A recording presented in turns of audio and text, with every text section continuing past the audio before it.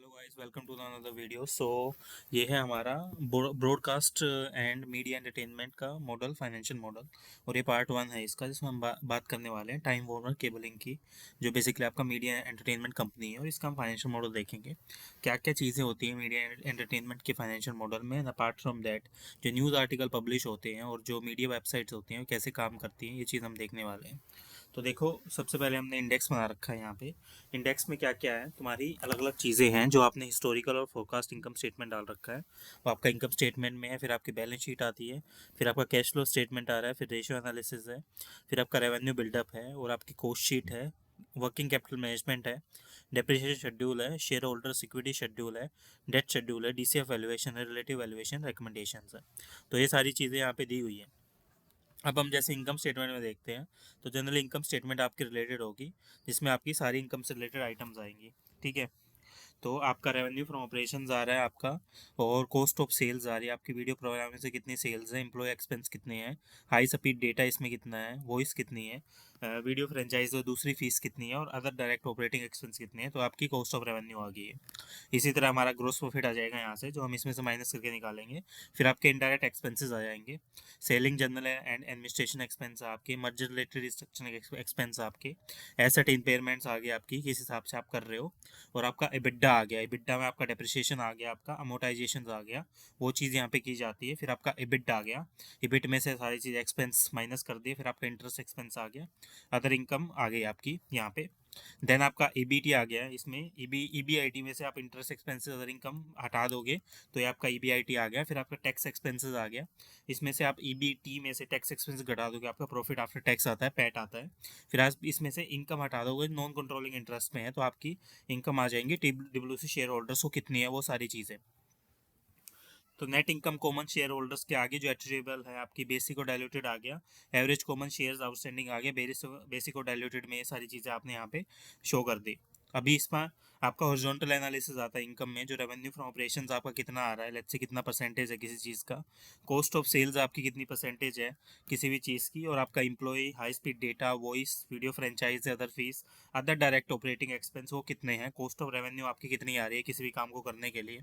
फिर आपका gross profit यहाँ पे कितना है, कितना परसेंटेज है, इनडायरेक्ट एक्सपेंस में आपके सेलिंग एक्सपेंस सेल से कितने हैं, दूसरे एक्सपेंस कितने हैं, तो सारी चीज़ आप शो करते हो। और जनरली ये शो आउट भी किया जाता है किस हिसाब से आ रहे हैं।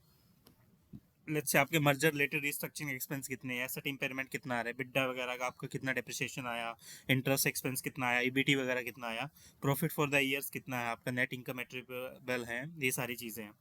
वर्टिकल एनालिसिस में भी आप परसेंटेज देखते हो कि इसका परसेंटेज कितना है, वो ट्रेंड देखा था हमने, परसेंटेज देखा हमने कि बेसिकली टोटल सेल का परसेंटेज ही कितना आ रहा है आइटम्स का।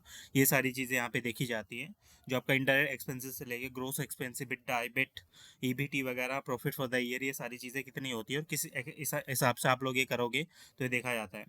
लेट्स से 1 to 1 आइटम उठाते हैं, हमने उठाया कि आपके रेवेन्यू फ्रॉम ऑपरेशंस कितना आ रहा है। ठीक है, इसका मैंने देखा रेवेन्यू बिल्डअप, जो मैंने शेड्यूल बना रखा है, तो यहाँ मैं देखूंगा कि मेरे रेवेन्यू आ कहाँ से रहे हैं। लेट्स से मैंने देखा कि ये रेवेन्यू आ रहा है रेजिडेंटल सर्विसेज से आपका, और आपका बिजनेस सर्विसेज से, एडवर्टीजमेंट और दूसरी सर्विसेज से। तो let's say advertisement residential service का मैंने देखा कि ईयर ऑन ईयर ये मेरा एक्सपेंस क्या है, इंक्रीज हो रहा है 1.2% के हिसाब से, ये मैं यहाँ पे एक्सपेंस इंक्रीज कर रहा हूँ। तो ये चीज़ ये आ गई। बिजनेस सर्विसेज है, ये आपकी इंक्रीज हो रही है यहाँ पे 20% के हिसाब से, 22% के हिसाब से, जो भी है, तो ये आपने इंक्लूड कर दिया ये। ठीक है। बाकी आपका एडवर्टाइजमेंट है, ये इंक्रीज हो रहा है 1% के हिसाब से, 2% के हिसाब से, जो भी आपका एडवर्टाइजमेंट एक्सपेंस है वो आपने इंक्लूड किया है। फिर आपके अदर्स आते हैं यहाँ पे, अदर्स कितना इंक्रीज हो रहे हैं, लेट्स से अदर्स आपका इंक्रीज हो रहा है एक आइटम्स के हिसाब से, लेट्स से आपने ये इंक्रीज किया है यहाँ पे 55% के हिसाब से, अदर्स आपका इंक्रीज हो गया है यहाँ पे, वो चीज़ है। फिर आपकी टोटल रेवेन्यू आती है, टोटल रेवेन्यू आपकी आ रही है, रेजिडेंटल सर्विस में कितना, बिजनेस सर्विस में कितना है, एडवर्टाइजमेंट कितने टाइम का कर रहे हो आप, और अदर्स में कितना आएगा, तो टोटल रेवेन्यू आपकी देखी जाती है कि टोटल रेवेन्यू बेसिकली आप कैसे इसमें निकालोगे, तो इस चीज़ को बोलते हैं। देन आपका आगे आता है कॉस्ट शीट। अगर आपके रेवेन्यू आई है तो आपकी कॉस्टिंग भी होगी, तो कॉस्टिंग कैसे होती है। तो सबसे पहले आपने सेल्स की कॉस्टिंग लिखी, फिर आपने डायरेक्ट कॉस्टिंग लिखी कि वीडियो प्रोग्रामिंग की कितनी कॉस्ट आ रही है मेरे, प्रोग्रामिंग या production as a percentage of sales कितना है, employ as a percentage of sales कितना आ रहा है, high speed data as a percentage of sales कितना आ रहा है मेरा, और voice as a percentage of sale कितना आ रहा है।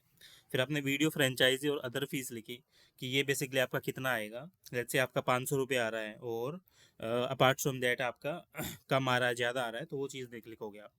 लेट्स से आपका ये आपने निकाला कि सेल्स आपकी 23 पॉइंट जो आपकी 23,035.28 है, इसका 2% कितना आ रहा है ये।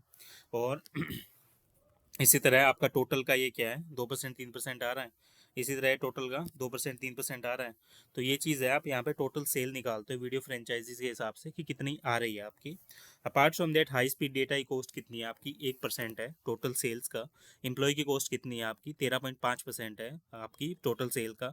वीडियो प्रोग्रामिंग कितनी आ रही है, 22% से अराउंड है आपकी टोटल सेल्स का। तो ये चीज़ है। अदर डायरेक्ट ओपनिंग कॉस्ट है आपकी एज ए 6.5% वगैरह है, जो आपकी टोटल सेल का आ रही है। बाद में आपकी इनडायरेक्ट कॉस्ट आ जाती है, जो आपकी सेलिंग एडमिनिस्ट्रेशन एक्सपेंसेस 17% आ रही है आपकी, और 0.55% आ रही है आपकी मर्जर रिलेटेड ट्रांजेक्शन्स। तो टोटल इनडायरेक्ट कॉस्ट आ गई, टोटल कॉस्ट आ गई यहाँ पे कैसे निकलती है। तो ये था बेसिकली आपका। बाकी करते हैं बात नेक्स्ट वीडियो में।